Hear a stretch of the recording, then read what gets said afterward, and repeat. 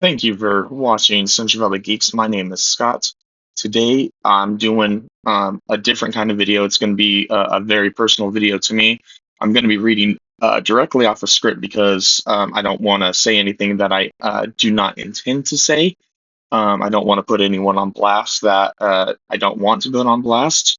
And these are my personal struggles that I'm going to share with you about what's going on, why I've taken several hiatuses from the channel, and why I will probably continue to take hiatuses as I need it. So let me click over to my script and we'll go from there. Okay, so as you can tell from the title, um, basically this is going to be about depression. So trigger warning for anyone who has triggers with unaliving oneself, or um, I don't think, and just general overall self-esteem issues. Um, if I see another trigger coming up, I'll try to warn you before that trigger comes up, but I apologize ahead of time if I don't. So this is overall depression and basically anything that goes along with depression you might hear in here. I've been fighting depression since I was a young child. In high school, I was once asked why I used the nickname Joker. Well, I told her, man, I am really second at this. I've been fighting depression since I was a young child. In high school, I was once asked why I used the nickname of Joker. I told her that I like to make people laugh. I got teased and picked on throughout school, and people always laughed at and with me, but they weren't sad. I grew up admiring Robin Williams. In fact, I've only ever cried for the deaths of five people, and Robin Williams was the first person I cried about that I didn't even know. Chris Cornell is the other celebrity death that deeply affected me. But there is a quote from Robin Williams. I think the saddest people always try their hardest to make people happy because they know what it's like to feel absolutely worthless, and they don't want anyone else to feel like that. I've never had a high self-esteem, but I could fake it really well. I was in the GATE program in school, and then I suddenly hated school. I had very few friends growing up. We moved around every few years. Between kindergarten and high school, I changed schools 13 times. My wife, on the other hand, only changed school 3 times. The typical elementary school to middle school to high school. She literally graduated high school with somebody she was in her kindergarten class. Definitely don't have anything like that. Lost my place, I'm sorry. I went to the same school for 2.5 years, from kindergarten to second grade, and when I moved, I immediately lost contact with my best friend Brad. So, Brad, if you're watching, I do still think about you. I've had issues maintaining relationships ever since. I think back to all the schools I went to, and I couldn't remember anyone. I can't remember my teachers' names. I went to 3 different high schools in 4 moves. Same school twice. Go Series Bulldogs. My wife, my brother and sister have or will graduate from Series 2. I went to Delhi High for 2.5 years, and once I left, I basically never spoke to any of them again. One thing I learned from my wife's depression is you're afraid to bother them. Then it's too long. Then it's been too long. I reconnected with a few on Facebook, but that didn't last long. Facebook has become so negative I can't use it. So I started going to Ceres my last semester of high school. The only person I still talk to from Ceres High is my wife. I honestly only remember the names of a few classmates, but never spoke with anyone from my graduating class again. One exception was a family friend of my wife, but I didn't even know him in high school. Then came adulthood. I made work friends, but once I left the job or they left the job, I never spoke to anyone again. Rare exceptions were people still employed at Walmart I'd see as I was a customer. I've had 5 jobs where I've worked 2 or more years. I was at Apple for 8 years. Only one person reached out to me to see how I was doing when I was leaving. Thank you, John. I hope you're doing well. But my retail, excuse me, but my retail job at Best Buy is what gave me my 3/2 best friends. I regularly communicate like weekly with only 4 people. 2 of them are super close relatives. Sean and Kahuna have been my friends right from the start. I was David's best man. Although he eloped, I was still honored, and I was the only non relative at Sean's wedding to take pictures. It takes a ton of effort to maintain these relationships. Should I text this person? Am I texting them too much? Am I bothering them? Do they like me? Uh, they looked at me like I was weird. They don't like me anymore. Those are the thoughts going on in my head. The last 5 years, you can probably tell at this point when I do ad lib a little bit, my hands get involved. The last 5 years have been really difficult. Just before COVID, I had my spleen. Just before COVID, I had my spleen removed. Then 3 months later, I got long COVID and my lung capacity dropped below 70%. Then I hurt my back installing a stupid monitor. That led to lots and lots of pain, up to and including a 3 lumbar fusion. 10 months after that, and trying to work through the pain, and trying to work, the pain started becoming compounded and I started fighting unaliving thoughts.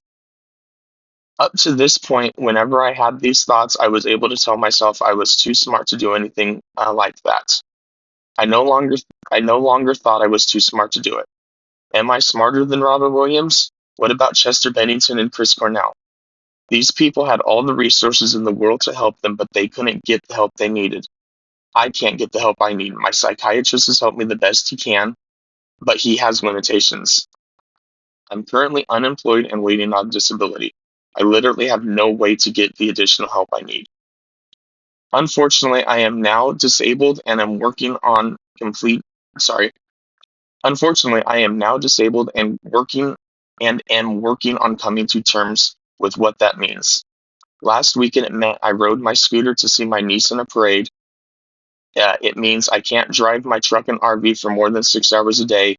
The next after that and the following day, I'm completely laid up in bed all day. So if I were to go camping, if we were to ever go camping, I'll probably go a few days ahead um, to get my back used to it. I still take out the garbage, but I can't pull the bag out of the can. Every time I see my niece, she looks and asks if my back is okay enough to pick her up. It's always very difficult telling her I'd never be able to pick her up again. This is the hard part. My nephew was born during COVID and probably doesn't remember me ever holding him. Once my other siblings have kids, I might not ever be able to hold them. My life is different now, and I have to learn how to exist in this world. Whenever I go away for long periods of time, it's because I need time. Depression sucks the life out of you. I haven't enjoyed playing video games in over 6 months. I don't watch new shows or movies. Chris Rock hosted SNL this past weekend, and I wanted to watch it, but it took me over a week to watch. Um, I wrote this before Martin Short was host a couple of days ago. I would have put him in here too because Martin Short is actually one of my favorite people that have come from SNL. This week changed a little. First, I've been wanting to do videos again. We did a Skeleton Crew video, but I accidentally didn't record the first half, so I had to scrap it. The Lower Decks finale came out, and I want to do a video for that. I've gathered my screenshots, so that'll be coming soon. This past Tuesday, so a week ago today, I quit smoking marijuana cold turkey. My brain is less foggy, my back is completely killing me, but it's what I've got to do. In fact, I decided these videos are my hobby to occupy my brain so I don't use. I quit because I'm an asthmatic and it was never good for me. For those of you who do face any mental health problems, there are some resources. In my opinion, they are too difficult to find, but they are somewhere. Most importantly, you are not alone, and another person that suffers from and any other person that suffers from this, we are not alone. If you can't reach somebody, please call 988. We're all in this together.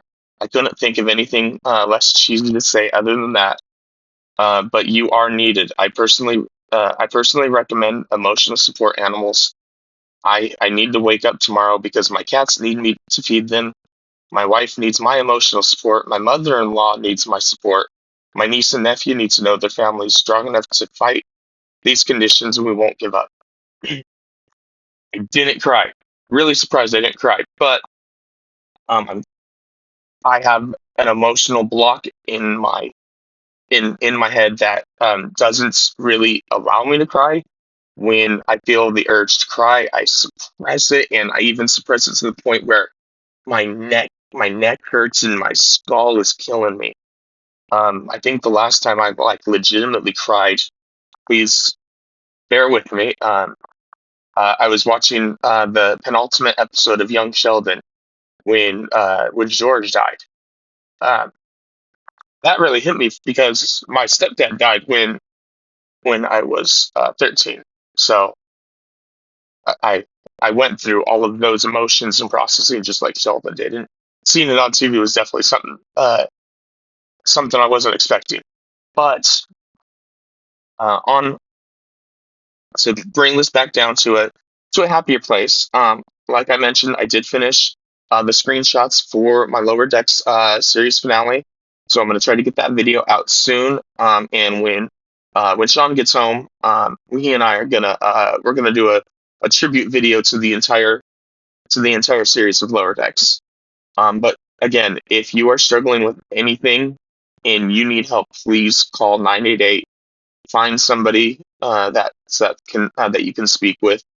Um, it's hard to hear this, but it's not a bother. You're not bothering anyone. People would rather you call them and bother them for a few minutes if it'll make sure that you're with them for a few more years. So definitely stay with us. I'm staying here, and thank you for listening to my video. Bye. You know what the best part about severe depression is? Nothing! Fucking blows!